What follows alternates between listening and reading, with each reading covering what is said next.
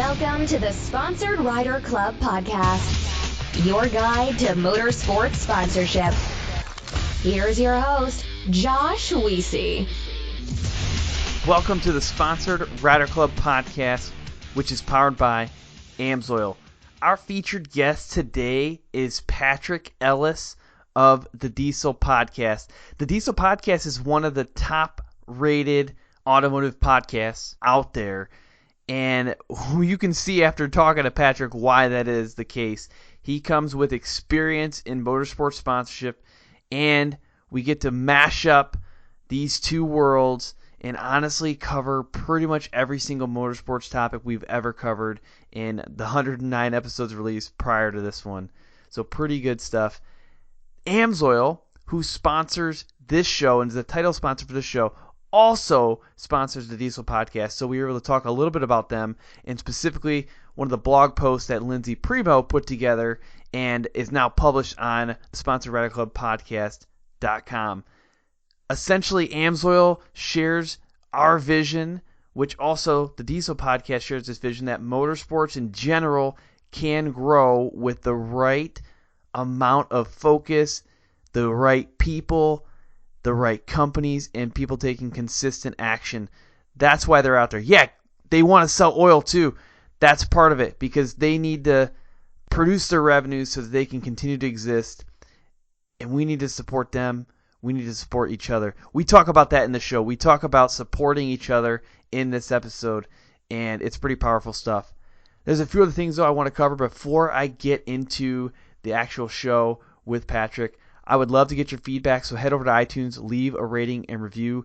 That is one of the ways that we can continue to grow and therefore continue to bring on amazing guests. Also subscribe so you don't miss upcoming shows. We have Ross Robinson and Duncan Lee coming up and a plethora of other ones. We're planning more mashups. We're planning to bring more people on. We're going to keep this thing rolling. Now this episode is sponsored by SolderWeld. They produce game-changing metal bonding technology. TopThePodium.com, they're experts in motorsport sponsorship. Bold Racing and Suspension, they are a family race team and custom suspension experts. Never Lift Racing, they create comfortable race-inspired apparel. They also produce the Armor Coat product. Then there's Crash Addict Industries. They provide human protection and extreme racing products. And then Racing Addicts, who are providing an entirely different look on motorsports sponsorship. I also want to shout out some of our other partners, including MBRP Powersports, MBRP Exhaust, HMK USA, Sudboy Traction, and GSP XCV. Without further ado, let's hop in. Josh, I am pumped to chat with you today, man. I've been following your podcast for a while, and there's so much great information that you put out there for motorsports and racers and things like that, and I'm really excited to be chatting with you today. Yeah, I'm happy to be here, mostly because your audience, I feel, is going to benefit from this. I hope so, at least. That's my goal. That's my intent, is that people are going to listen to this and someone is going to stop immediately after they get through a couple of these topics. They're going to stop and they're going to go on Instagram or go on an email and message a sponsor and find out like that they could get a 20% discount on their tire package, or they could get that supercharger they've been working on, or, oh, you're not doing superchargers. We're talking about the Diesel Podcast here. You know, that new turbo, right? That new turbo, they're going to get 15% off of that thing because of the sponsorship package. So I'm excited for that. That is the main thing is, like, I was looking back at our episodes and I thought, I have not chatted about, okay, you're out there racing, you have this truck built, you're starting to travel outside your state or region more, and now you want to step it up to the next level and compete.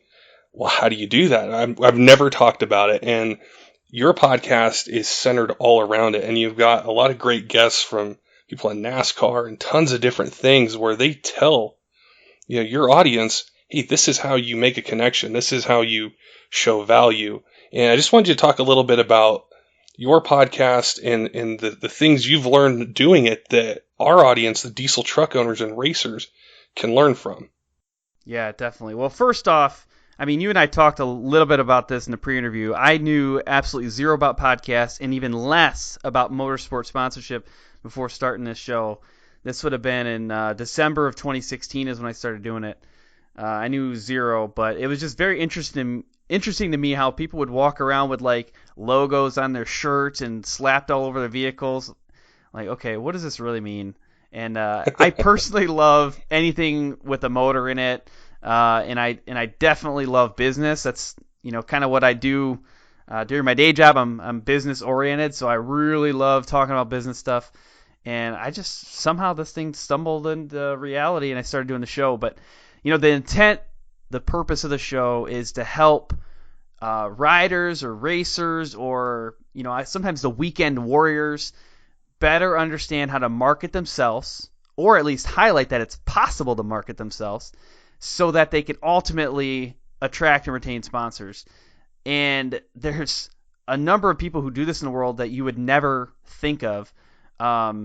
Even like there's Instagram stars that's how they make their living, is based off of this form of influencer marketing. That's what this is. Sponsorship is a way that companies target influencers, people that others trust, and they get them to represent their brand and sell their product. But that's what we do. And I want to give that knowledge to people so that they know what the possibilities are. Or like you and I were talking a little bit earlier, there's people who they're doing their weekend dune rides maybe, and they blew a tire and they need to get a new one. Well, great. That's $500. Maybe there's a different way to offset that huge cost. Or if you're going to the truck pulls and you're trying to figure out your next setup because you need to compete on the next level, well, you're probably going to need to dump a bunch of money in your truck. Maybe there's some support out there. So I want to help those people. The way I do that is by targeting 3 types of guests for the show. So one is content creators, and that's anybody from video production to podcasts, like in this case. For people listening, we're targeting this episode to release to both my show and your show. So that's part of this content creation, who makes things out there that other people want to pay attention to. So that's one thing. The next thing is the racer or the rider or the driver themselves, the people who are going out hustling, actually having to pay for a lot of this stuff. We want to talk to them and find out how they did it. And the last one is businesses and the companies themselves. We're trying to get the perspective behind the sponsorship application, behind the business, like who is actually making decisions. Because ultimately there's usually only a couple of people who are actually making these decisions at companies. You might say, oh, great, like Polaris is sponsoring me. Well, there's probably 1 to 2 people that you actually work with at Polaris. So we try to get in those people's heads and understand what they want. So that's kind of the target. I guess that's the 3 types of guests that we target. And on top of that, we try to bring on people who've been in different disciplines. So, rally car or monster trucks, NASCAR. Our heaviest guests are in the UTV racing world and the backcountry snowmobiling world. Yeah, backcountry snowmobiling. That's it's a huge market. Who would know that? Who would even think about that? If you'd have told me 5 years ago that I could hop on my sled and ride up the side of a mountain and then someone's going to pay for my gear or maybe even pay for my snowmobile, well, I would have, you're crazy. But people do it all the time. So, but that's it. I mean, that's why the show exists. That's why we do this thing. And yeah, I've talked about it for 109 episodes now, and we still find new things to talk about every week. It's crazy. And that's what we were talking before is I think in the gas world and other motorsports, they've been around longer, and that side of it, those guys have done the trial and error. And on the diesel side, it's really prevalent in drag racing right now, where these guys with diesel trucks are going out there and competing with, in no prep and street outlaw stuff, and they're trying to get there. And there's so much that they're learning from the gas guys, from suspension and tires and different sorts of things.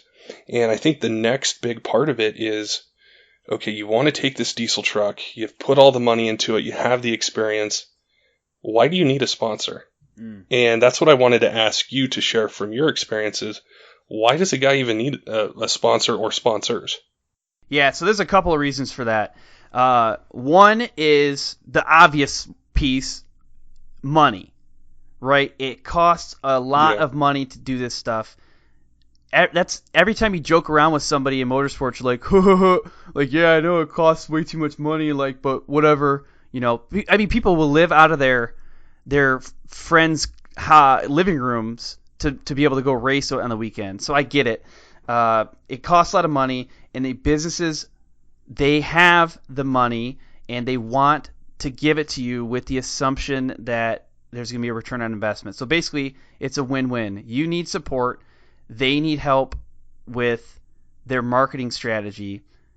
That's why you do it. That's one of the reasons why you do it. It's for the financial support that comes along with it. You're not going to lie about it. They're not going to lie about it. That's the truth of the matter.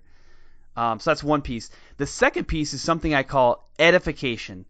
And this is where you have to partner with companies or even other racers or other drivers or other, power sports enthusiasts to bring up the entire sport in general.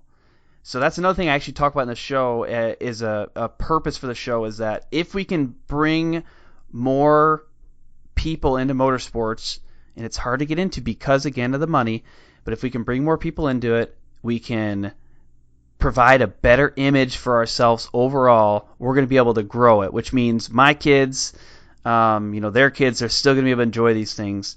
So that's like the higher level benefit, I think, of the sponsorship. You bring all of the people around you up at the same time.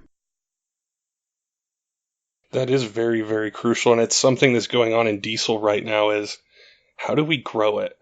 I know when I was younger, I always thought diesel trucks they're loud. There was like this big puff of black smoke that would come out when they would take off. The buses have them. I'm not really interested. But it's grown so much over the last 10 years where it's not, I don't think, fully mainstream yet. It's starting to, though, and we see that with the Nissan Titan with the Cummins engine and the F-150 with a 3-liter Power Stroke and the Duramax and the Colorado and the cars and stuff like that. And it's like, okay, now how do we get the person that goes to NASCAR or goes to some other event? How do we get them interested now in diesel performance? Right. And that's what we're trying to do. So it's really key that you mentioned that is growing the sport itself so that it continues on and it's bigger. Right. And, diesel and gas, they've got another competitor now, which is electric. Now, we've got a lot of time before electric is going to really kick in there, but that's another thing that say, look, there's still a huge market for diesel. There's going to be for a long time. How can we target companies that want to leverage that and ultimately help us gain better exposure? For example, Ford's 3-liter motor for the Power Stroke, like that's huge. The F-150 is a super popular market for people who aren't necessarily truck people. Like the F-150 is very popular with women and younger men and like huge market there. I just recently went to a Detroit Lions game and it's owned by Ford, right? And it's at Ford Field, so obviously they've got the trucks on display, but they had the 3-liter everywhere. Every screen you looked at, they had a 3-liter diesel that they were marketing, and so they obviously have a vested interest in it. So how do we take other companies like Ford and say, look, I know you have an interest in it. Guess what? I have access to your market, and not only do I have access to it, they trust me. And if I tell them that I'm running this certain type of def, or I don't know, I'm running this boost gauge, they're probably going to want to buy one as well, right? They make more money. Yeah. You get more exposure and more influence. We all grow. And at that game, you also probably got to see the Lions beat the Patriots, right?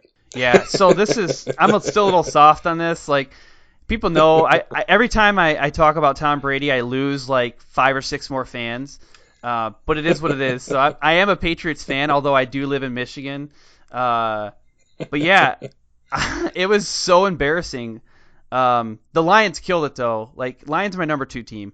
They absolutely were on fire. I've never seen them play so good. I've also never seen the Patriots play so bad. Either way, yeah, I'm still, I'm getting through it.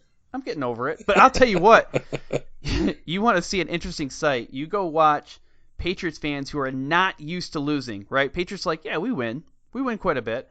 And then you see Lions fans who are not used to winning. Oh my goodness. It's just let's just say a lot of people are thrown out of the game. Lots of fights.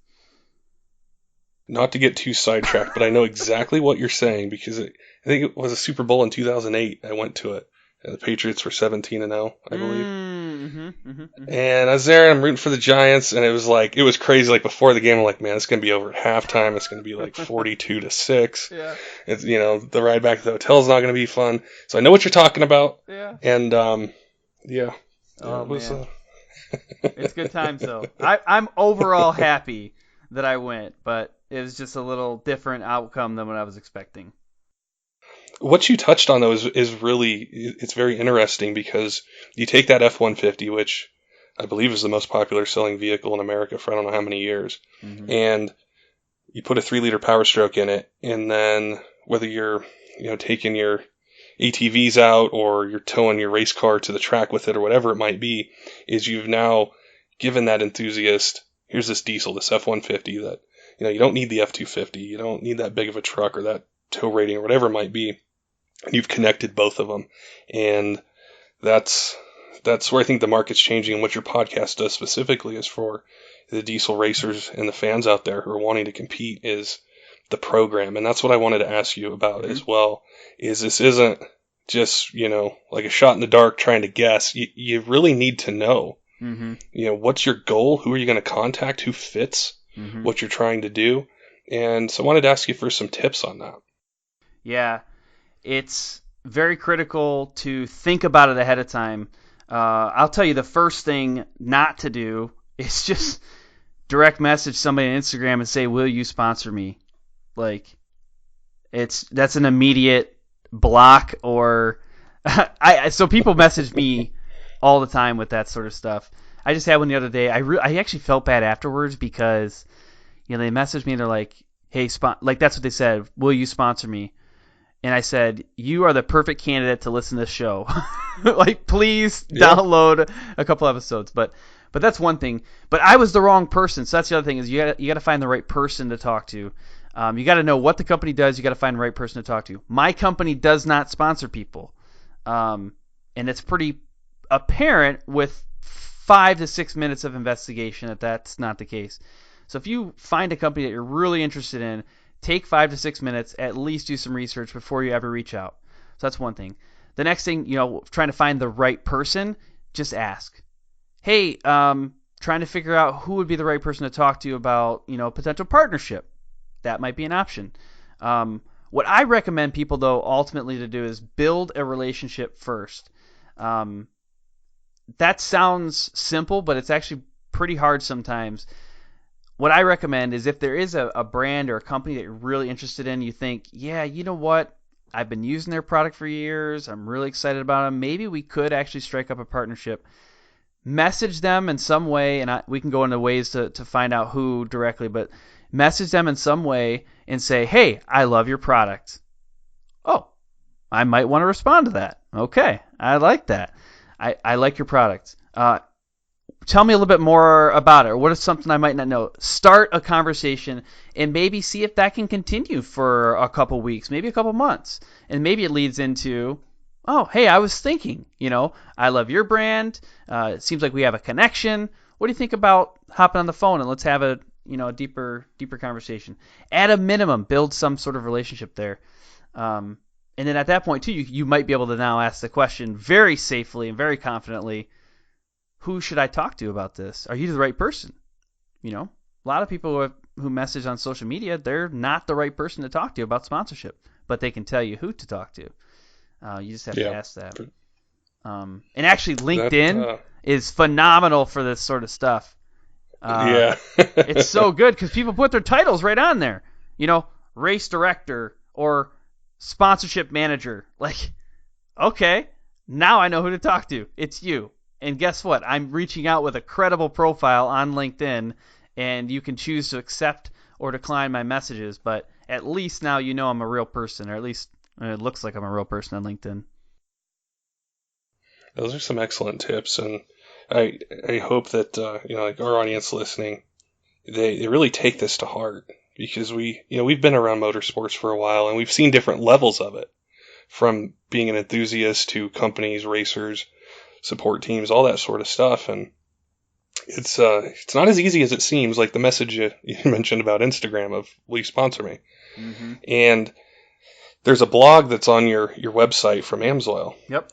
That I know we definitely wanted to talk about is finding the right person. Yeah.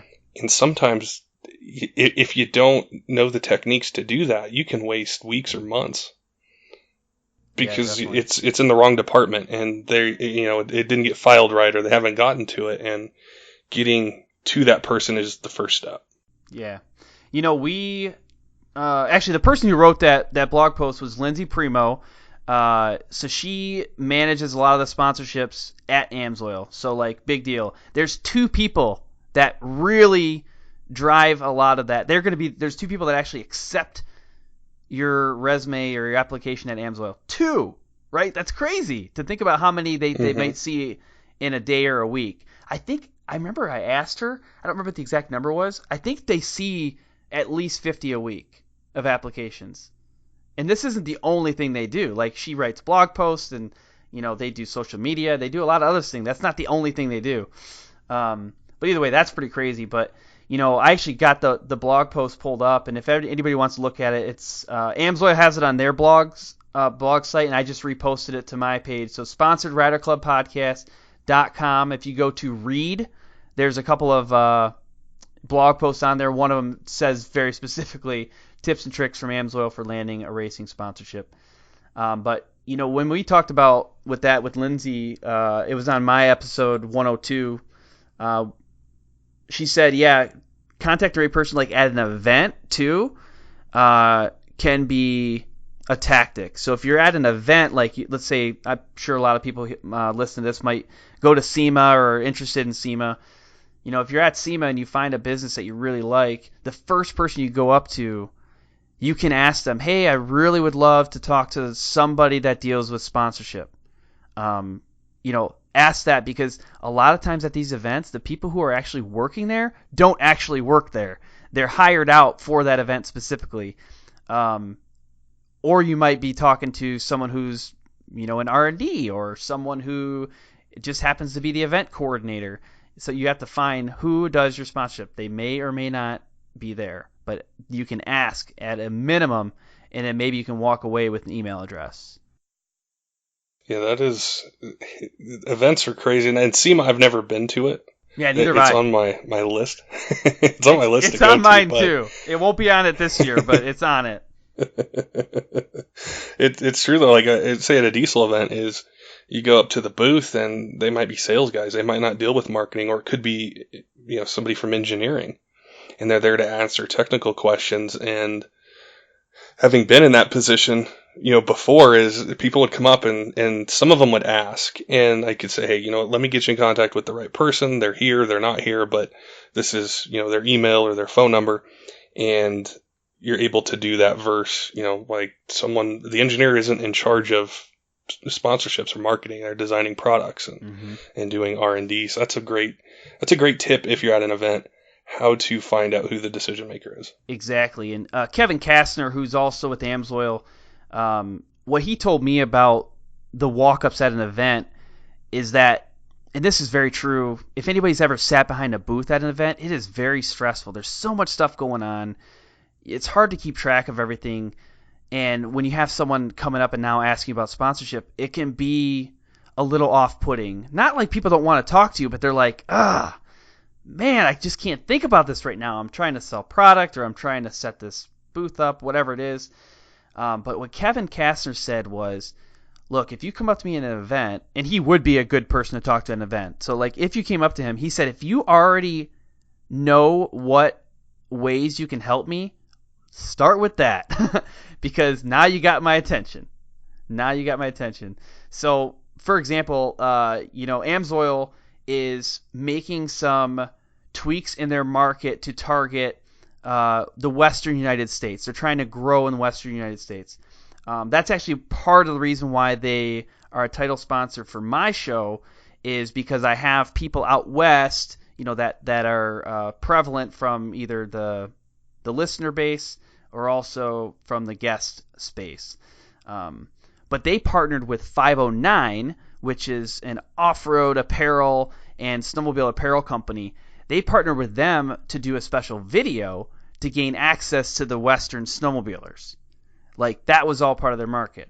Now, if you knew that, and you can draw that conclusion by paying attention to some of their posts and things they're going after. If you knew that and you went up to Kevin and said, hey, Kevin, I think I can help you gain access to the Western market because I do, let's say I go out to Glamis with my diesel truck, or I do these, maybe it's a short course racing event, or maybe it's a tractor pull. I do this event, and there are literally 10,000 people that see me, and I can definitely represent your brand well and get you access to that market. Boom! Like, he's listening to you now. Not only did you tell him you can get him access to a new market, but you actually did some research beforehand. So I don't know. It's tough to do that. There's a reason why not everybody is successful at it. It's pretty tough to do, but that's part of the way to get yourself in there. It was very similar with us, as AMSOIL is a sponsor of the Diesel podcast, and for me it was a little different in that I use their products, like you had mentioned earlier. I had used it for a really long time, and knew racers who did, and the reputation that it had, and it's something that it appeals to our audience, to diesel truck owners, whether it's an old truck or new truck, and it's that connection. And I've, from listening to your podcast and then going on your website, have seen that connection that AMSOIL has to their race program and to the people that are out there, whether it's us or it's racers, is that I think that connection is what makes it so important to our listeners, and why I talk about it, or I talk about the oil or the transmission fluid or the filters and different things like that. Mm-hmm. Is it's not just the message, it's the product itself, the quality of it, what it can do, and then the support that we get, that the race teams out there get, and what they're doing for motorsports or diesel performance in general.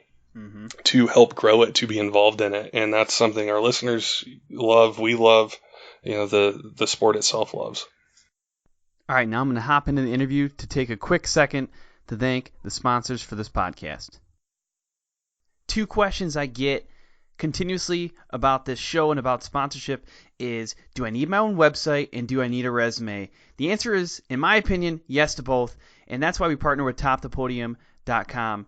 Now, if you want to see an example of what a professional website and what a professional resume looks like, you got to check out TopThePodium.com.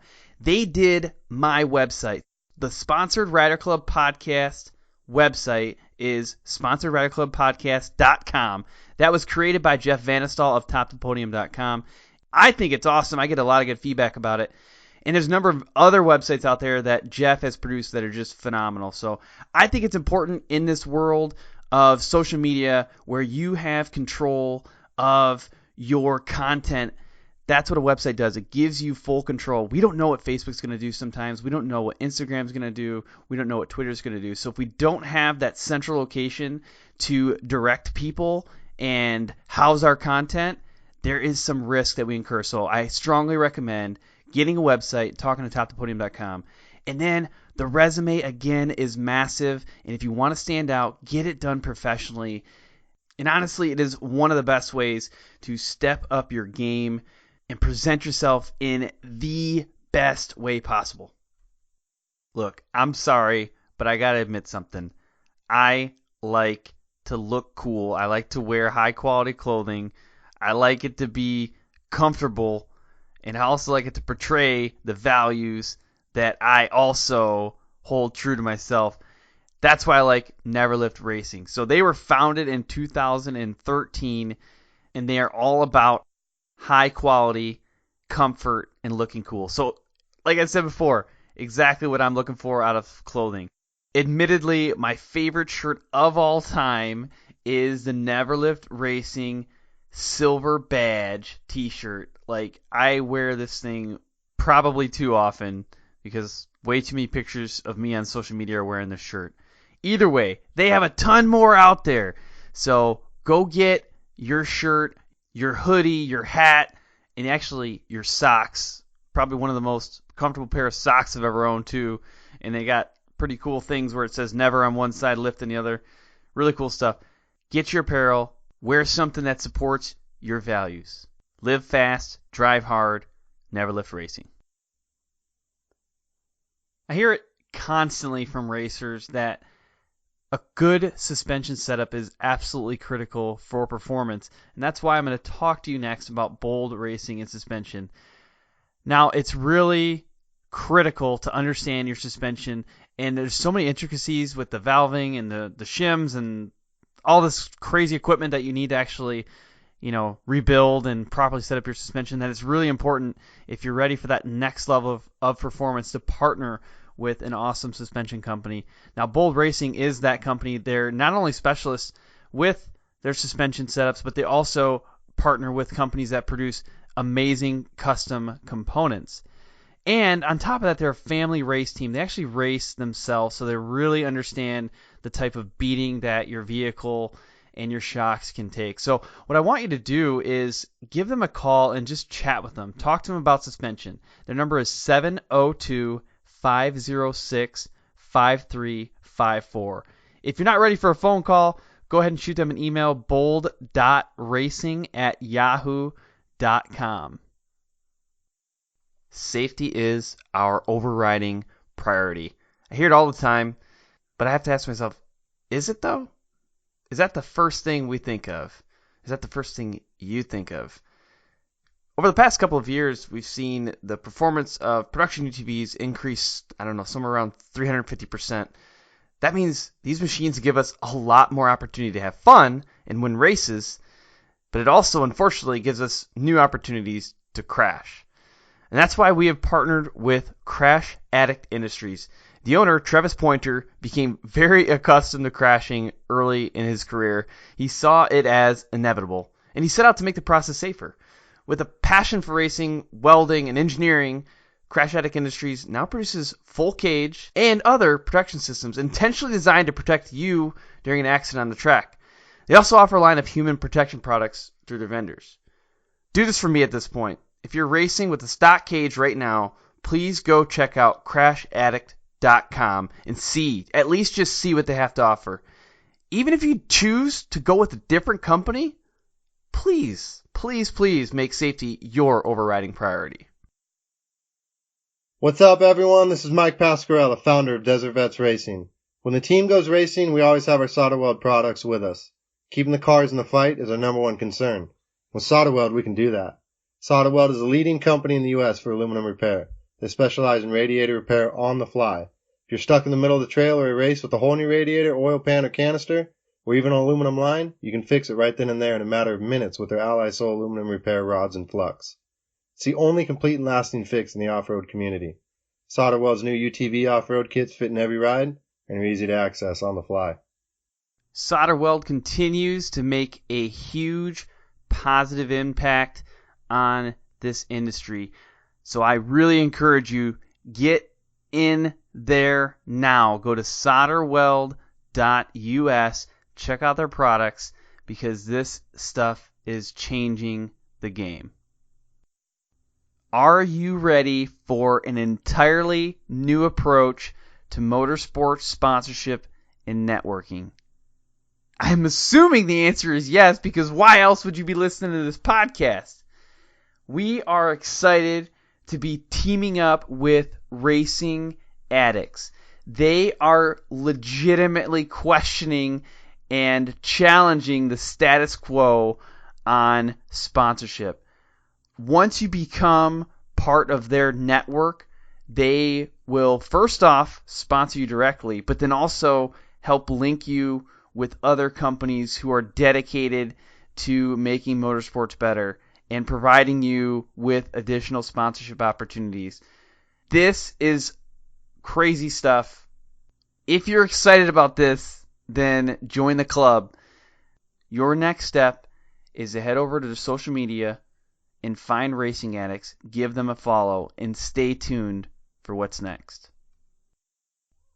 All right, now it's time to get back to the show. That brings up a couple of points that I wanted to kind of touch on today. You know, if you are passionate about a product already, you're going to be much better, or at least positioned much better to be a sponsored driver for their program, because you already believe in it. You've probably already done research in it, you know. And honestly, the reason why influencer marketing works, again, that's what this is talking about, is influencer marketing. The reason it works is because people don't buy what you do, they buy why you do it. So I've shared with people before why, when AMSOIL reached out to me, why I was so excited, because I have used their product for years and I do really love it and I do relate to their brand. So they share the same values that I have, and which means I buy what they're selling. Vice versa, people that listen to my show share the same values that I have, and they share the same values consequently that AMSOIL has. Therefore, they consume my content and they also buy the AMSOIL product. That's huge. Like, that's honestly, if you look at any company out there that effectively sells things and you ask yourself, or like maybe the next time you buy something, let's say you're picking out an energy drink and you're like, you pick out a Rockstar instead of a Monster. Think about, why did you pick that Rockstar instead of the Monster? You know what I mean? And you're going to go in your head and be like, maybe it's because RJ Anderson drinks this stuff, and guess what? I think he's cool, and like I believe in his values. Oh wait, wow, Rockstar believes in his values. Wait a minute. You can see how that stuff happens. You know, one of my sponsors that I'll share a story about is SolderWeld. So Lance Robinson is with SolderWeld, and they produce different types of, like, I guess, like heat block for doing brazing, and you know, they've got alloy sole rod and flux. They've got ways to do like AC line repairs and really cool stuff. But honestly, I never used the product before, and I was super hesitant when Lance reached out to me. He's like, hey, you know, I had met one of his employees, and he's like, hey, I'd love to be a part of your podcast. He again shared his vision, like he's trying to gain access to the desert racing world. I have followers in desert racing. He was trying to gain access specifically to the right sponsored racers.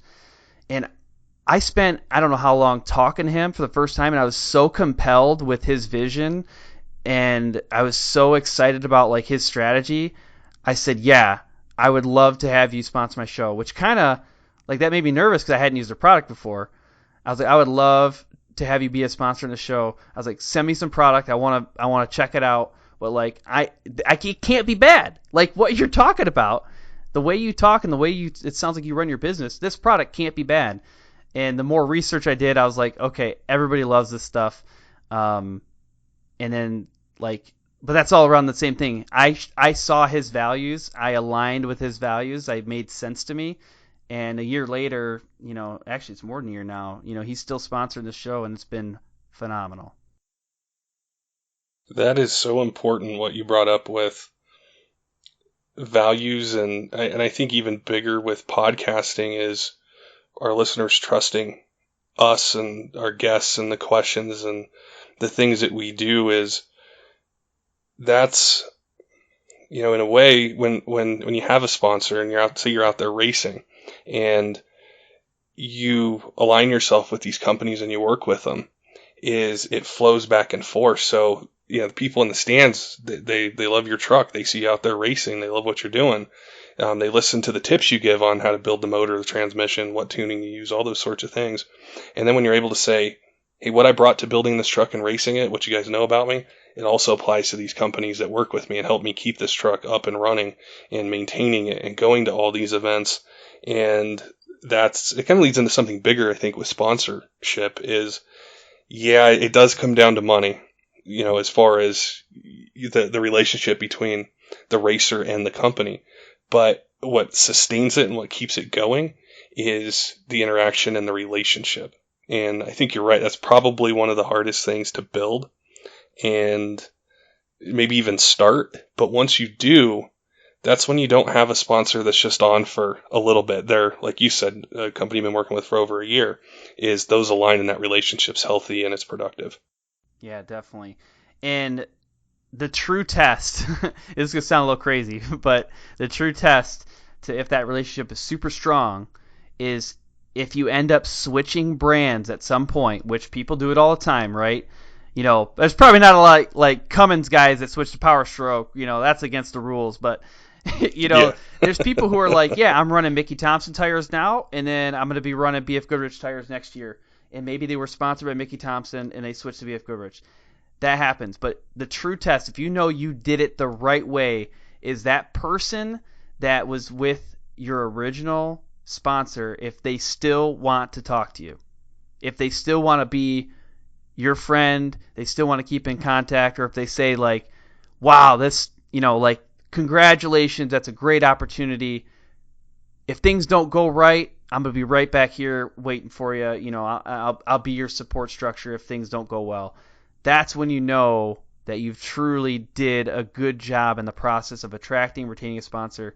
Now, if you don't have to do that, if you're in a situation where you can stay with the sponsor for a long, long time, that is phenomenal as well. But we all know that there's opportunities that come up, and if you can navigate that transition without breaking or severing that relationship, that's a win. Because guess what? This sport, motorsports, is pretty doggone small in general. The 6 degrees of Kevin Bacon, you heard of that, where Yeah. everybody knows everybody. Motorsports is like 1 degree. Everybody knows everybody.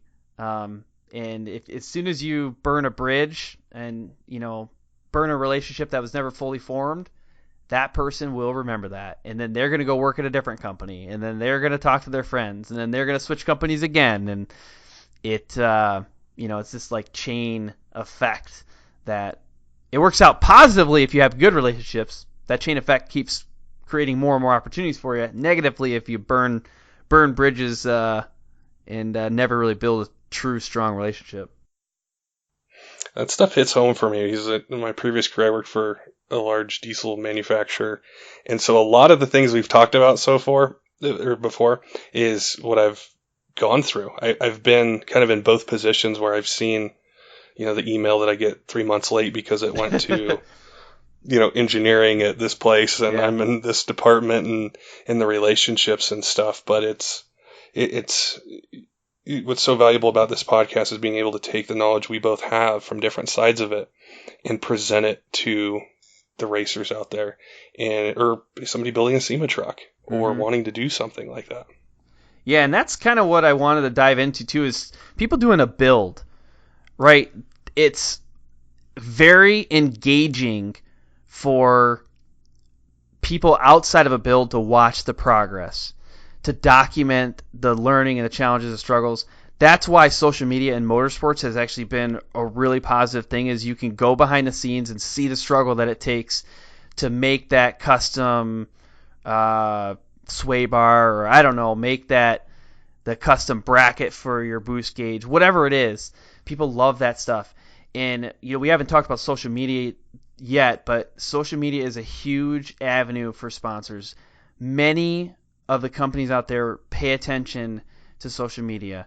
So there's people out there, like if you're listening right now and your Instagram account has 10,000 followers or something, that is a very, very attractive opportunity for a sponsor. And you can leverage your builds to grow your following by giving people that behind the scenes access. And therefore, when you're behind the scenes, you have opportunity to show people like, yeah, this is the part that I'm using. And guess what? This is how easy it installs. Or like, hey, I just jumped off this cliff with my truck and my parts didn't break. And here's like when it happened. People love that, and it's truly engaging. I mean, think about reality television, why that's been so successful is it's giving you access to people in a different element. It's made celebrities seem accessible. And when people are accessible, you can trust them. And when you trust them, you will tend to listen to the recommendations that they make and act on those. That's what it's all about. Social media is it's something I'm really passionate about, especially the topic of sponsorships. It is important. Sitting in that desk and seeing emails or applications or profiles that people would send over wanting, either a discount or free part or something that they would want is, if you don't have a social media, it doesn't mean that you're not effective, because there are other types of reach. However, it makes it harder to figure that out. So I would go and I would look at a social media page. And this is where it gets a little tricky, is you can have a page, and I'm just going to make up some numbers, but say you got 100,000 followers. And you see a post and there's maybe 2 or 3 comments on it. Mm-hmm. But then you see another application that comes in, they've got 20,000. But you see 38 comments, 40 comments, 70 comments on a lot of their posts as the engagement. So how well does that social media page connect with its base and get them to engage? And I think it can get overlooked sometimes. It's not just about the followers. It's not just about, the services that are out there to buy followers. If we do, give this part to this racer, this $8,000 part, and he posts about it and we see it at the track, see what he's doing and talks about it, how is his audience interacting with him? And I think that's really important from the sponsor level as well, they're going to see your part, they're going to see your logo, but do you make that connection between, the racer or the build and the audience out there? Mm-hmm. Yeah. The good news is that sponsors pay attention to the engagement, which is how many likes or comments or whatever are on the social media. The people making decisions pay attention to that. They also very closely pay attention to, if you, like that scenario you just said, if you have 100,000 followers and you're only getting a few engagements, red flag, you bought followers. Even if you didn't, red flag. Red flag. And that's the reason why these companies exist out there, to sell followers or buy followers. Like, it's a negative result of, the sponsorship opportunity that's out there for people who have a high number of followers. But trust me, do not buy them. If you buy followers, and you want a sponsor, just give up. It's not going to happen at that point, because they can tell very easily. So don't do it. I would much rather you have 500 followers and have 100 likes, per, let's say it's Instagram, 100 likes per Instagram post, than you have 20,000 followers and 2 likes or 10 likes per Instagram post. It's a red flag immediately, and it says, don't trust me because I lie. That's what it says. Yeah. So if you've done it before, it's okay. Get rid of them. Go get rid of them right now. Pause this podcast. Go get rid of them. I don't want to see them on there. The other part of it too, where I would look at it is, sometimes the guys don't have time to manage the social media page and do live videos or different things like that. But he's going to 20, 30 races a year. Mm-hmm. And he's going there with, he's got his booth. He's accessible. He's talking to people in the pits. Maybe other larger companies have him in the booth talk about this truck. Is other types of reach people can have that. It's very easy just to go on social media, click the search button, look it up, see the page, that sort of stuff. But what kind of impact do they have out there racing is very important as well. So for the listeners out there that are thinking about, their truck build or something like that, well, I just need a lot of followers and I'll get it. That's not necessarily true. Right. A lot of it can come down to, where are you going? Where are you going to be this year? And that would be one question I'd ask people is, what events are you going to go to? Yeah. So there is a couple of things I want to talk about for this specifically, because social media has huge benefits, but you're right, it is not everything. If you don't have a strong social media following, that's okay. Some companies they don't care necessarily about a strong social media following. Most of them do. So I highly recommend having one, but it's okay if it's not strong. But when you go to your races, like you're saying, 20, 30 races a year, or maybe you're going 10 to 15 shows a year for a truck show or whatever it is, take notes of things that could be important for reach. So let's say you go to 30 races a year, and every race has, let's say 100 people. Okay, so you've already got 3,000 people that have your eyeballs on it, or have their eyeballs on it, and then you had to drive there. How many miles did you drive there? So if you got a logo on the side of your truck or on the side of your, maybe you got a trailer that you're towing your truck in,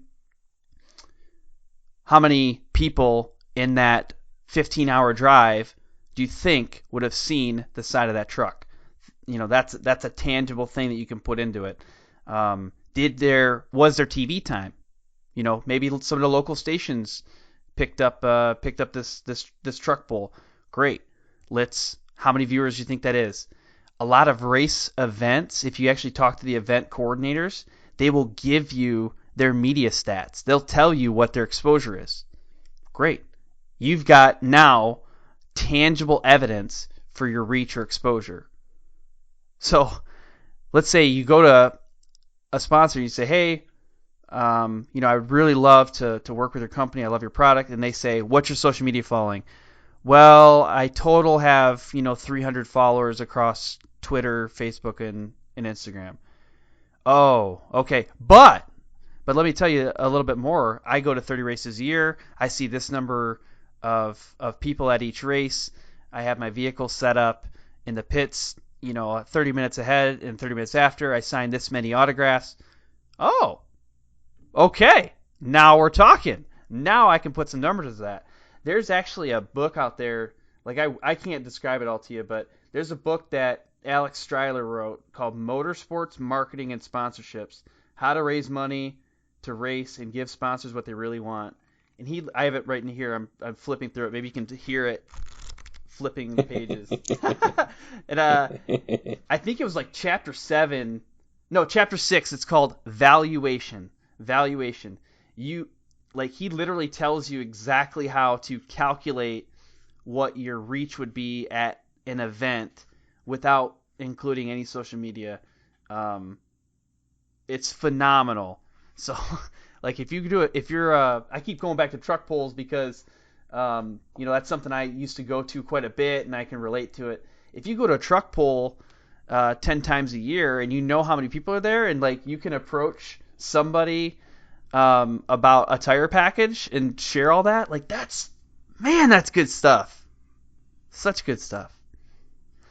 Oh, it is. That's something I definitely appreciate you going more in depth with, especially for our listeners who are, there a lot of these guys, they run shops, they run businesses, they're small businesses, they're family businesses, and they're working on trucks and maintaining them, and then they're working on their race truck at night or on weekends, and they don't have the time to go through a hashtag on Instagram and 200 posts and hashtag it and all that stuff. But the guy's going to 20, 30 events where there's 5 to 10,000 people, maybe even more. Some of them are really large, and they're there year in and year out. Well, they're seeing that truck go down the drag strip or do that sled pull with these logos on it. And they're going to be on this show, or they're going to jump on a podcast. Yes. They're going to talk to a podcast. Yep. And that all factors into it. Yeah, definitely. Back to the social media thing, I want to share a story that might blow some people's minds. I had Thomas Affelt on here. He runs a snowmobile account on Instagram called Sledders RS, and a lot of people give these these social media pages some bad juju. Like, they'll say, oh, well, these guys, they don't do any real work. Well, I will tell you, if you're feeling bad about not growing your social media large enough and you're not devoting 6 to 7 hours a day, like literally a day, don't feel bad about it because that's what it takes sometimes. So Thomas Affelt literally spends 6 hours a day on Instagram talking, networking. He keeps track of all of his contacts on there. He has a spreadsheet. I mean, it's been almost a year since I talked to him about it. He had 1,000 people on it with tracking all their conversations. That's what it takes to have a very strong social media presence. So you probably aren't going to have that time. Most people don't. All right? Most people don't. But I will tell you some other ways, if you still want to put some focus on it, there are ways of doing that without you being the person that actually does the social media. Some people love this stuff as part of your family, right? Maybe you got a kid and you're like, my kid loves Instagram and whatever. They're always messing around with Facebook. Give them access to your account. Tell them, like all these pictures. Just like them all. Put a little fist bump in there, a little checkered flag. I don't know. Go crazy. Just don't make me look stupid, right? Give them that option. Maybe people have a husband or a wife at home and, they have a half hour of time where they can go through and like that stuff. Great. Give them access. You can hire people too. You can hire people to do your social media pages. It sounds a little crazy, but if you start talking about, like if you're a grassroots racer and you're just trying to get 10 to 15% off, your tires, your turbo, or, something like that, maybe a new suspension package, great. You probably are going to be able to handle that yourself. But there's people that they start doing this and they keep getting better and better and more business savvy. They want to hire people. You can hire a virtual assistant, which is literally somebody that you never see, and you pay them at an hourly rate. You can pay them at an hourly rate to go through and do your social media. You can contract a company to do social media for you. You can actually build that into your sponsorship proposal. You can say, hey, BF Goodrich, here's all the reach I can get, and guess what? If I hire somebody to run my social media for $3,000, I don't know, a year, I'm just making up a number. If you hire somebody for $3,000 a year, I'm probably gonna sell 10 more grand to your tires. All right, then they cover that. They cover that $3,000. So there's ways to kind of start thinking about, well, if I am a weekend warrior and I have a full-time job, I don't have time for the social media, but I think I can grow my program as a result. Maybe I contract a friend or a family member or hire somebody to do it. It's feasible. It's feasible to do this stuff. It does work. I'll be on the Diesel Podcast Instagram page or Facebook or something, and I search a hashtag. I go in there and I'm looking at Cummins or Cummins Power or Duramax diesels or Power Stroke and see this really cool truck, and I like that picture. So another one like it. And then I can see a few minutes later, I got a follower. And it's the guy's picture I liked. And now they're like, hey, I've never heard of your podcast. I'm just listening to it. Or, hey, really love this episode about this turbo or this transmission or whatever it might be. It does work. And you're absolutely right. Sometimes the time is really hard to find. But if you can get that interaction, get those fans going, then that's what sponsors want to see. They want to see, like we talked about earlier, the interaction and the connection between the audience and the racer or the build or whatever it might be. One thing that we talk about a lot on the show is mindset. I actually have sections devoted to pretty much each episode to talk about mindset because it's actually programmed into a lot of us to feel that getting a sponsorship is some way of cheating, or that you don't deserve it, or I wasn't raised that way to get handouts. So I want to talk about that next because that can be a block. Those are all legitimate things. I don't let's say you don't believe in getting handouts. Great, that's legitimate.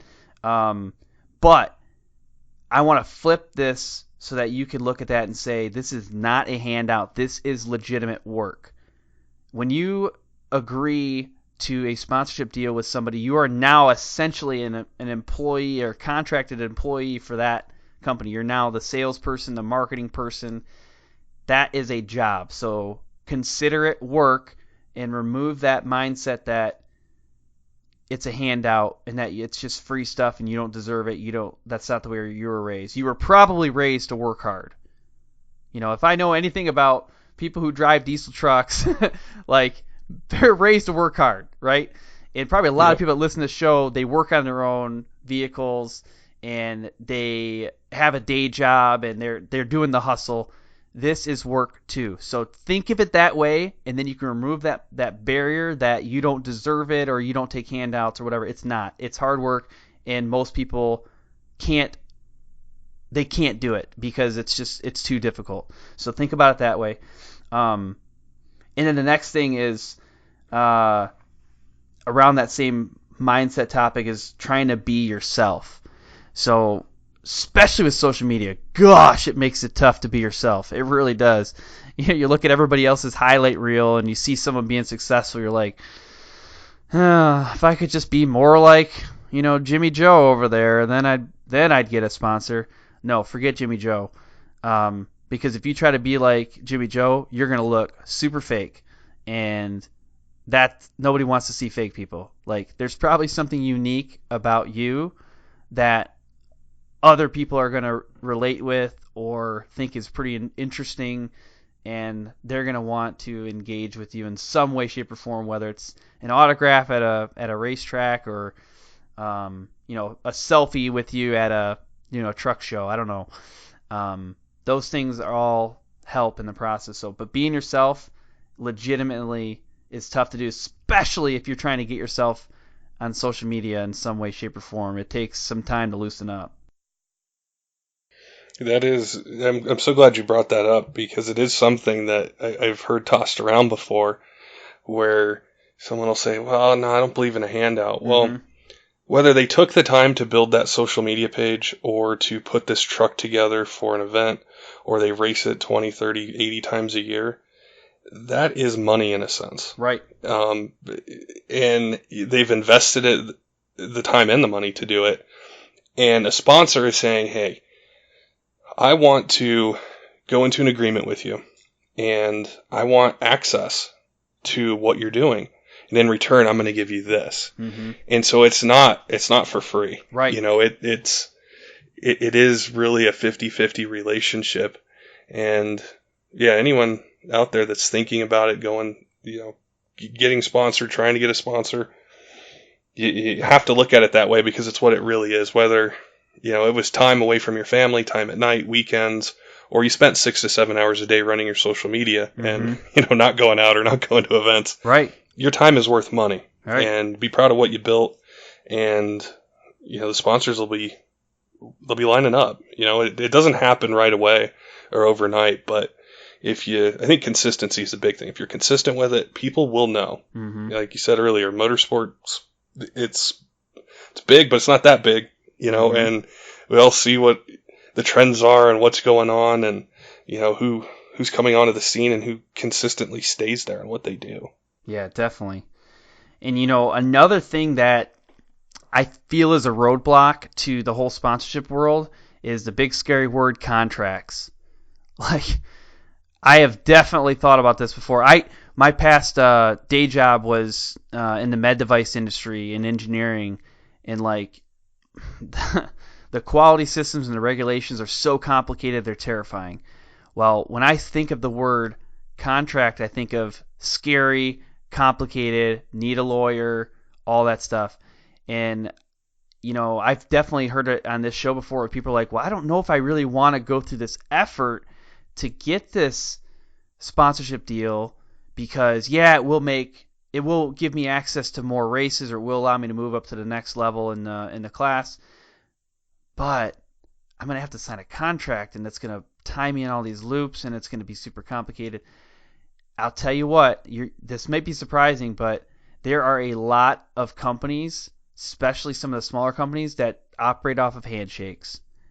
You build that relationship, they trust you, they say, no contract needed, let's just do this thing. All right. Remove some of that fear. That's true. All right. Now, there's definitely a lot of companies out there that do contracts. But when you enter in a contract deal with them, it's okay. Like, if you've already built a relationship with them ahead of time, it's probably going to be a pretty comfortable experience. I don't think I've heard on this show one time where somebody's like, I entered into a contract, it was super horrible and scary for me, and it ended up hurting me in the long run. When these deals are put together, at least on the smaller scale, so let's say if we get more than $100,000 a year for a deal, it might start getting into that scarier region. But when it gets scary, if you're at that threshold, you hire a lawyer, you pay him $500, removes the fear, you're good to go. But like, if you have a trusting relationship with the sponsor and you do have a contract, it's very comfortable, I think. So, I'll just share this. AMSOIL and I have a contract for this show, and the way we went through it was almost natural. I mean, I said, hey, what do you think about this? Oh, I like that. What do you think about this? Ooh, that's cool. Hey, we want you to do this. Oh, that's awesome. I do that anyways. All right, let's write it down. It was that simple. And that's how a lot of these deals are. But there's so many handshake deals out there. It's just incredible. It's incredible. I think, to add to that is if there is a contract or whatever the agreement is, I think it's important to set it up for what you can fulfill. Yes. And you set the expectation on both sides, and you're right, they're very smooth. They're not scary or complex, but if as an example, if a sponsor's like, hey, you need to win 50% of your races in this ODSS class this year. Mm-hmm. Well, if you feel you can, go ahead, but if you're winning 10, 15, 20% of the time, that's something where you say, hey, I can't do that, but how about this? And you can negotiate it. You don't have to put yourself in a position to feel like you're being set up for failure. Mm-hmm. And ultimately, the sponsor and the racer, they're going for the same thing. So it's two parties working for the same goal and just meeting in the middle somewhere. Mm-hmm. And yeah, they're not as scary as they seem, even with a contract. Mm-hmm. Yeah, and when people enter into a sponsorship deal where a contract is not involved, sometimes you don't even realize it's happening.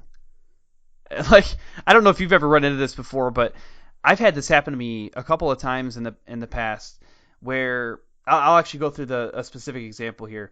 So Stud Boy Traction, the owner of Stud Boy Traction is Ron Patton. And for people who know the snowmobile world at all, Stud Boy produces traction products like studs that go in the track of the snowmobile, and then also wear bars that help you turn on ice and in the snow.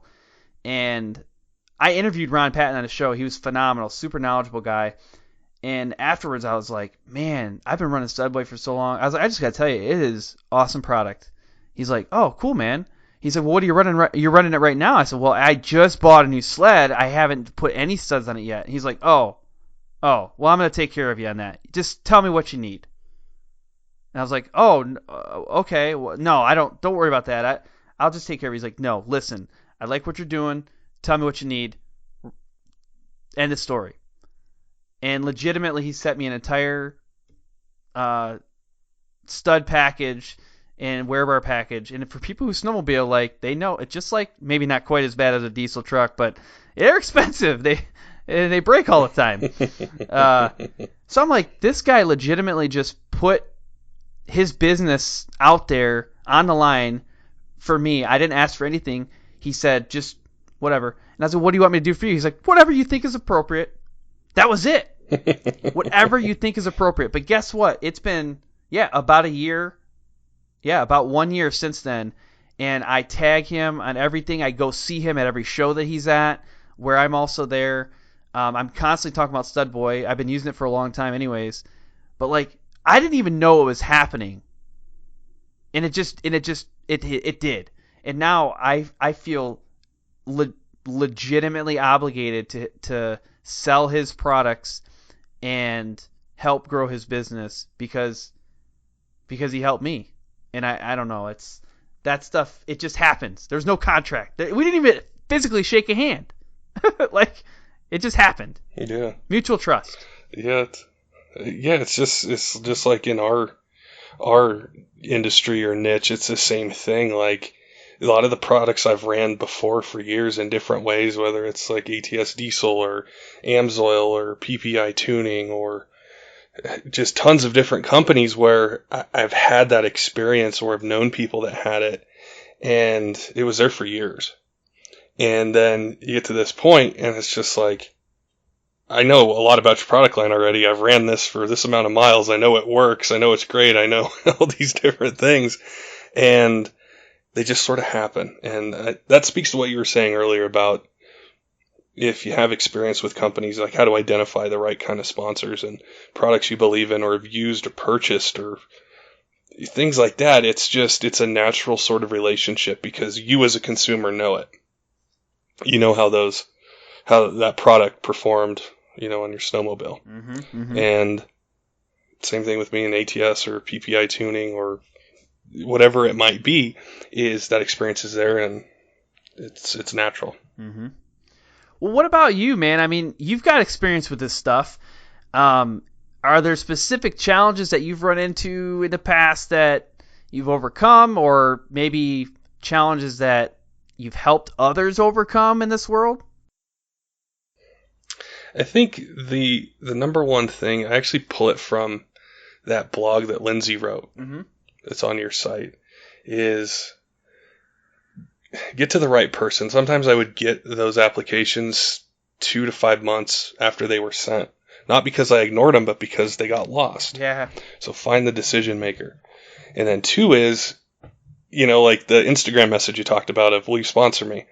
Well, you have to do your research. You have to treat it like a race or an event or a build and say, this is my social media reach. These are the events I go to. Put it together. Put it in a document, something that's easily emailed, that's clear and concise, and just, it doesn't have to be extremely detailed, but just give me a quick snapshot of who you are, what you do, and how we can help you.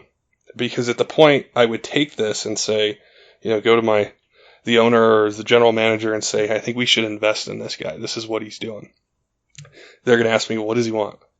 Well, it could be a $9,000 transmission. It could be, this tuning, this, whatever it might be. And obviously, being in that position to influence a decision, I need to say, to my superiors is, we need to invest in this. It's going to help us. This is where we're going to get into a different market or get reach in a different way than we have. And this is what he's going to give us. It makes that process, or I think the success rate, much higher. And in some of those situations, it could be a large social media page with a lot of interaction. Other times it was very minimal social media reach, but the guy would go to 30 events a year. And he had magazine articles written about him, or was on the cover of one of the diesel magazines, or he won a big 50K race or something like that, where he had that following. And, but at that time, I think forums played much more of a role in it. Mm-hmm. Versus now I think it's more social media, but they would have that following. And so I would just want to be given the tools to get a quick snapshot to see, and then be able to present it. Where if you got to go back and forth and there's no information there's no stats, there's no goals, it makes it really hard to try to facilitate either a discount or money or whatever it might be. So that would be the tip that I would give, is spend the time, do the homework. If you know people that are really good at that, they can pull those stats, they can help you put it together. I think the success rate's higher than not, and having to do a huge long email exchange with it, because like you said at AMSOIL, there's 2 people and they see 50 a week. How much time are they going to be able to do that? And that same thing is true at a number of different companies, is they got to work fast, they got to work quick, and you can increase your chances by giving them all the info that you think they would want to see, that would increase your chances of success right up front once you reach the decision maker. Yeah, that's exactly right. I had another kind of a follow-up question. So when you did this in the past, what did you look for? I mean, what was your idea of a solid brand ambassador? It would be one of the 2 things we talked about earlier. It would either be someone with a social media presence that had engagement, that I could see through the comments or the likes or the shares that people looked to that individual for guidance or looked for their opinion or would follow them. The other kind would be the person that's out there traveling, that's going to events where I know this race is, or this event is going to have 50,000 people come through in 3 days or 4 days or whatever it might be. They're going to be there. And so it was about the relationship to me between the racer or the person and what they were trying to do versus a page with just a whole bunch of likes and not a lot of engagement, or maybe they only went to 2 events a year or 3, or it was just in a specific region or a county even. And, in diesel, and I'm sure in the gas world, people travel.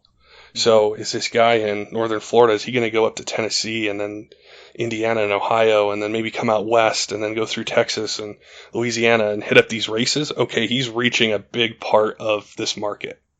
Versus if it's just a county sled pull or something small, well, how much reach are we going to have between these two people? And it gets really complex in that sense because the guy that might be staying in that county might have a huge social media reach versus the guy who's traveling all over the country might have a smaller social media reach. But that's where you can balance it and look at it. And sometimes they both get sponsored. They might hit 2 different sides of it in different ways. Other times, we'd make a decision based on what's currently out there. Who are we currently sponsoring now? What are they doing? And I read this on your site, or I think it was on the AMSOIL blog. It was about rejection. Yeah. And just because you get a no right now doesn't mean it's always going to be a no. So sometimes these companies, we would sponsor any number of different people. And it might be 70% social media presence, 30% racing. Sometimes it would switch. And that application just wouldn't line up quite at that time. But it doesn't mean 6 months later, I'm not saying, hey, you know what, I really want to, help this guy, be involved with him, partner with him because he's hitting these events that, we might not be going to, or we are going to and we want him there. So no doesn't mean forever. It just means for right now, it might not line up. Mm-hmm. Yeah, that's huge too. In many cases, especially if you're working on a bigger deal, it takes months and sometimes years where I've heard people give examples where it was like 5 years. So they submitted an application. It was initially rejected. They stayed in contact with somebody at that company, and 5 years later, they're getting a sponsorship deal. It happens all the time. But yeah, what Lindsay put in that blog post, learn from rejection. Sometimes it's not a good fit, at least not right now, but maybe it will be later. This is actually something I really want to drive home with your audience here, is that just try it. Like, even if you haven't fully vetted it out and you're going to make a mistake, that's okay. I think it's better to try some of these tips that we've talked about today and see if it works. If it doesn't, you take notes, change up your strategy a little bit, but you'll never know truly how it feels or truly how to execute a deal like this unless you try. So give it a shot. Yeah, you honestly, you might get embarrassed. Like the person who messaged me the other day, right? They messaged me, sponsor me. All right, they legitimately apologized to me shortly after that, after I gave them a few tips. They apologized and said, I'm so sorry. But guess what? They learned the next person they contact, it's going to be a much better outcome than this one. But maybe it's going to take 10 more tries. I don't know. But try. If you don't try, the answer is definitely no. I think that's, with these sponsorships and, putting them together and just sometimes being overwhelmed with it that's why we're doing this episode, is to be able to talk to the world out there that's interested, whether it's diesel or gas or any type of motorsport, and say, this is what we've learned from all the different angles we've been involved, all the people we've talked to. Here it is. We're trying to help you. We're trying to help you be successful in what you do, and give you some confidence, give you some tips, and sell yourself, like you talked about earlier on social media. Don't copy someone, just be yourself. And there would be builds I would look at that they wouldn't be the fastest truck out there. They might not have the largest social media page, but it is such a unique build or race truck, what they're doing, that we want our name on that.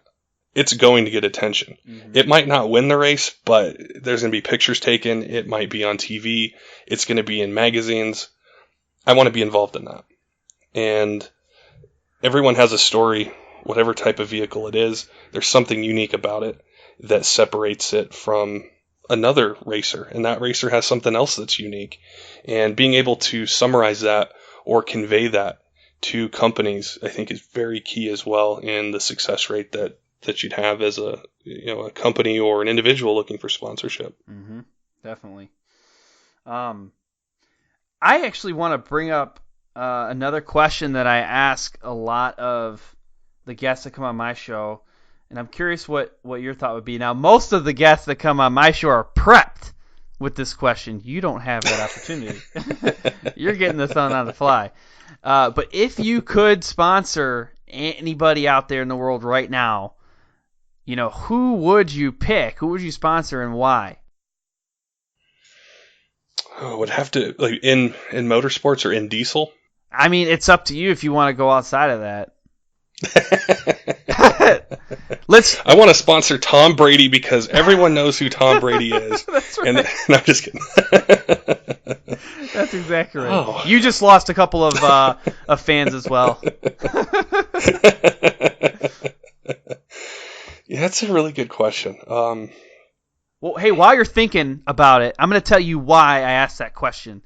I asked that question because I'm trying to put people in the shoes of a sponsor, because we talked about earlier, there are actual human beings that are making these decisions, and human beings, despite what we may try to think otherwise, they make decisions based off of emotions, because that's how we're wired. The limbic system in our brain is what actually makes a decision. We just try to put words and data and stuff to it, but that's what does it. There are real people out there, and if you put yourself into their shoes and think about the way they think about it, you'll find the characteristics that you should model.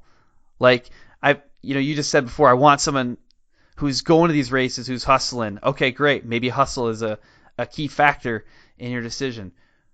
You can relate to hustle. Like if you're doing a podcast, I know that takes some hustle because I do it too.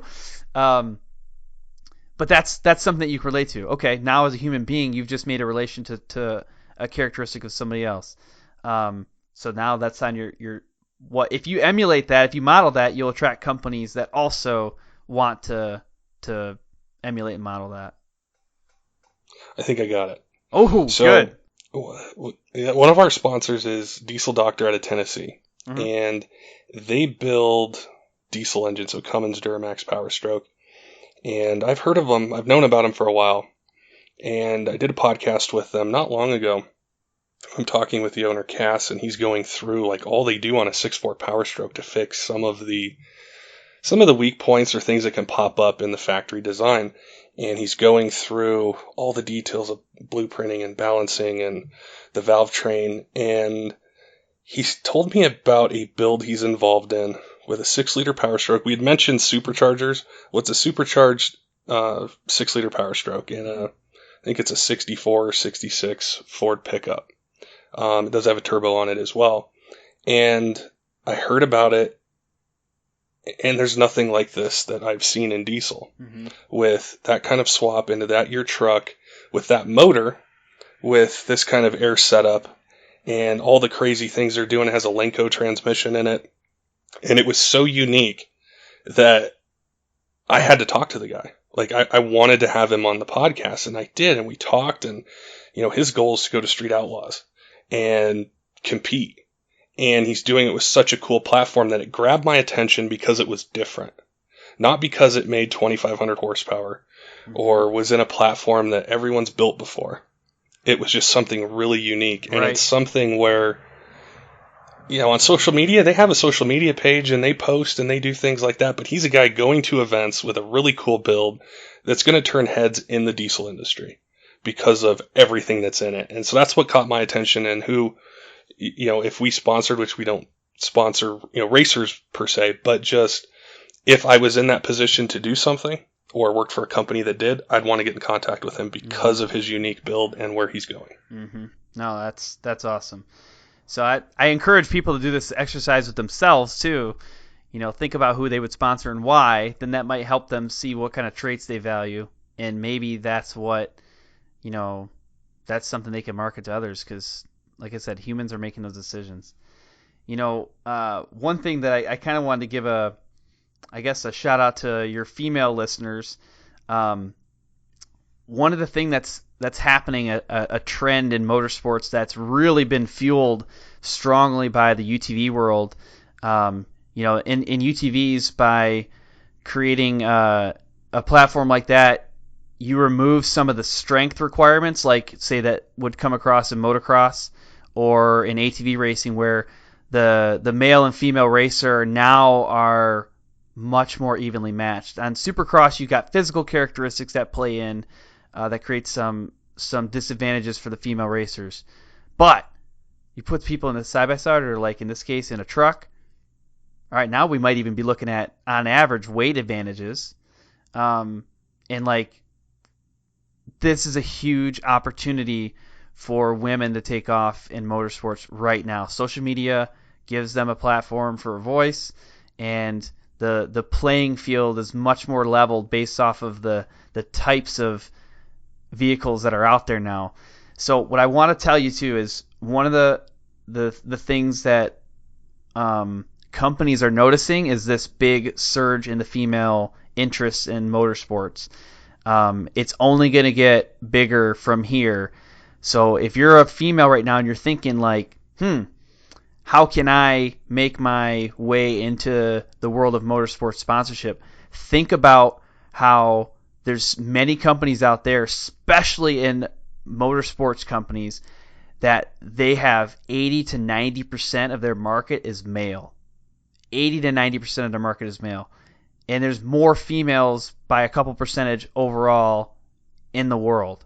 So that means there's this massive untapped market of female riders and drivers that these companies could be looking at and saying, if I sponsor a honorable, successful, well-marketed female driver who's doing truck pulls, if I sponsor them, how many young girls who are aged 7 to 12 or whatever are watching her run this truck right now? How many of them? And now they're thinking 10 years from now, my market share is going to climb by 10 to 15% because I've accessed a new market. So think about that, women. Think about that, ladies.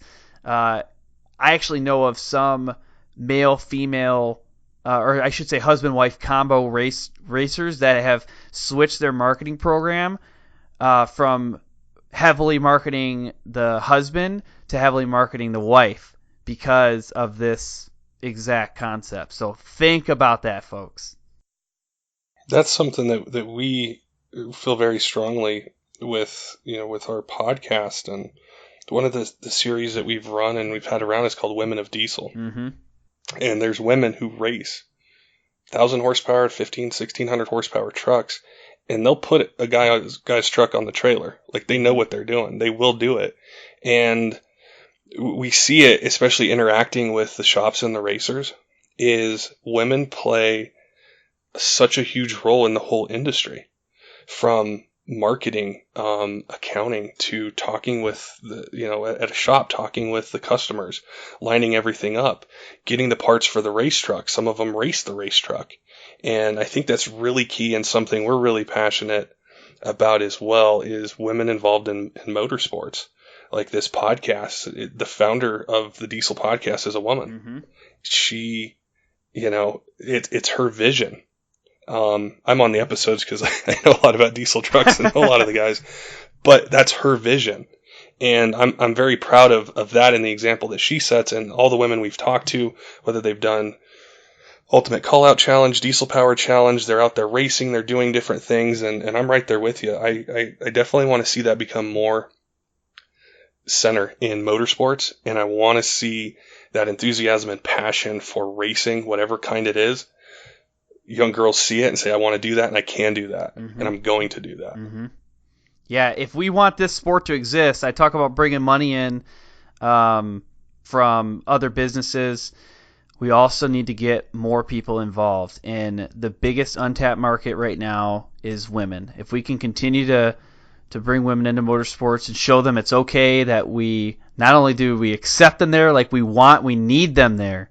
Like, we have to have women coming in here, taking podiums, making these guys look bad. We got to have that, because if we don't, we're going to tap out. We're going to tap out on what our potential really is.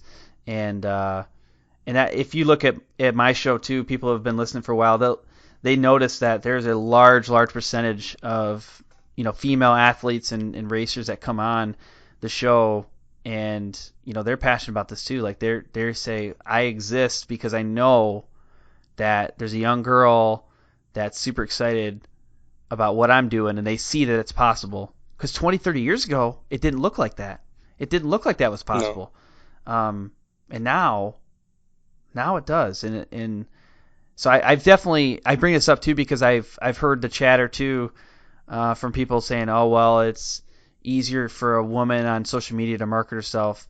Well, to an extent, the answer is yes, because of what we just talked about. And guess what? That's okay. Let's support them. Like, let's instead of complaining about it, let's see what we can do to to help make their dreams a reality. Because that's everybody. We're all, like I talked about edification earlier, we're all in this together. And if we don't help each other, support one another, then this industry won't exist. Man, I think we've given a lot of the racers and people looking at builds, we've given them a lot to think about, and hopefully inspired some people. Like you said, just do it. Just try it. Just go approach your first sponsor and take it to the next level. Do what you want to do with your race vehicle or your build or whatever it is you're trying to do. Definitely. We gave some good tips. So I appreciate your expertise as well, and bringing the things that you've learned to the diesel market and our listeners, and helping educate us as well as far as how to build your race program. Thank you very much for tuning into this very special episode of the Sponsored Rider Club podcast, powered by AMSOIL. Again, subscribe so you don't miss upcoming guests. We have Ross Robinson and Duncan Lee lined up. We got many more beyond that too. Super excited. Go ahead and follow us on social media, specifically our Facebook page where we go live. We have Evan Shendell of Polaris Razor. He is coming on live October 22nd, 9 p.m. Eastern at 6 p.m. Pacific. I mean, how can you pass up an opportunity to listen to a marketing rep from Polaris Razor? This will be the second marketing rep we've had on. We also had Shelby Anderson on in the past. To get insider access to upcoming guests, go ahead and check out the Sponsored Rider Club on Facebook. That is a group. You can request to join it. A special thanks goes out to our sponsors, AMSOIL, Armor Coat, SolderWeld, Bold Racing, TopThePodium.com, Crash Addict Industries, and Racing Addix. I also want to shout out our other partners, GSP XTV Axles, MBRP Power Sports, MBRP Exhaust, HMK USA, Stud Boy Traction. I look forward to serving you again next week. Until then, have fun and ride safe.